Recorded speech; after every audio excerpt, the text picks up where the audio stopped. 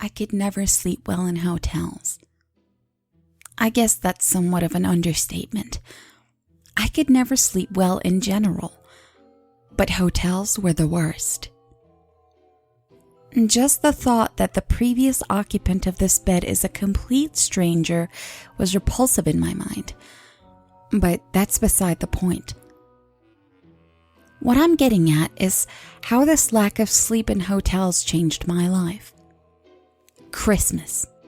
We were spending Christmas in a shitty hotel and not with family. Great. Don't get me wrong. It's not like I didn't enjoy the all-you-can-eat buffet of soggy hash browns and grits for Christmas Eve dinner. Of course, the first snow of the season had to cancel our flight down to Virginia. It was Christmas Eve, and I was trying to sleep in this bleach-saturated room, my mind's wondering what happened in there to cause such an excessive amount of bleach needed. The room was nothing out of the ordinary. 2 beds, one for me and my dad, another for my sister and mom, a bathroom, and a stained microwave that looked in need of a good dusting. Somehow, I escaped the room and stench of bleach into a dreamless sleep. Waking up, I could tell it was early morning. My dad was next to me snoring, and he usually wakes up before 4 a.m. And that's when it hit me. It's Christmas, and I was about to let this bad fortune ruin my favorite day. Looking across the bed at the clock to check the time is when I noticed it. The silhouette of a man, about 6'3", across the room, staring at my mom sleep. Still half asleep and caught up in the moment, I couldn't help thinking of Santa Claus. I realized how stupid the thought was, and horror soon filled my head. I choked back a shriek. I knew I couldn't let him see me awake, so I quietly put my head back down, pretending to sleep. My mind was racing. Someone was in my room and I couldn't do anything. I was a scrawny 16-year-old, and this man looked built like an ox.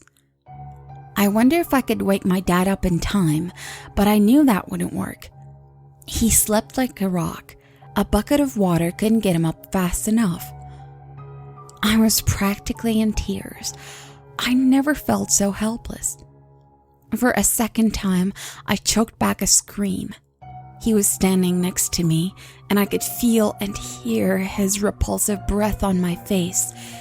It smelled like he'd been eating rotting meat for a week now, with no thought to brush his teeth. If he didn't know I was awake, surely he did now, seeing my face was contorted in fear. And the breathing stopped, and I couldn't help the sigh of relief. I would have kicked myself, but there was no need. I heard the room door open and close. I launched out of bed.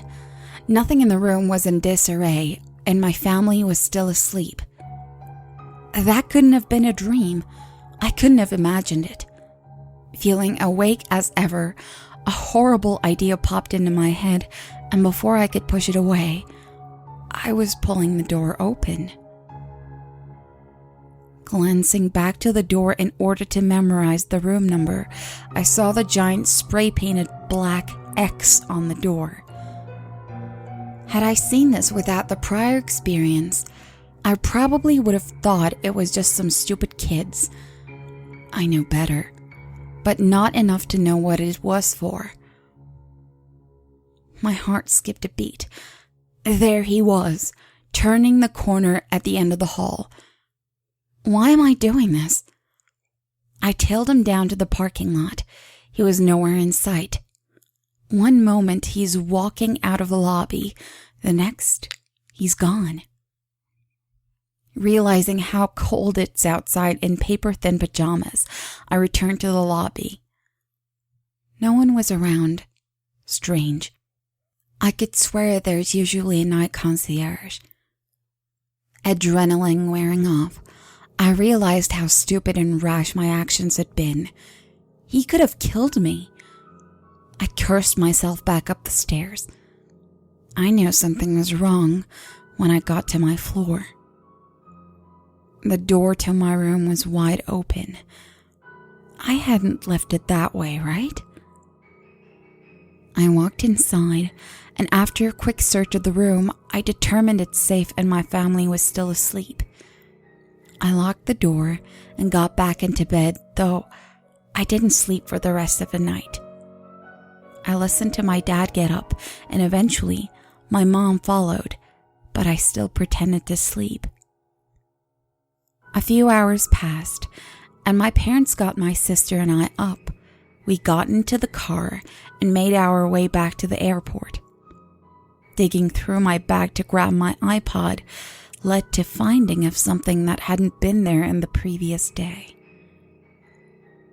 A note that simply held 5 words I still think about to this day. I knew you were awake.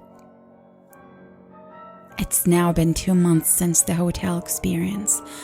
I'm still scared for my life, and it gets worse every day.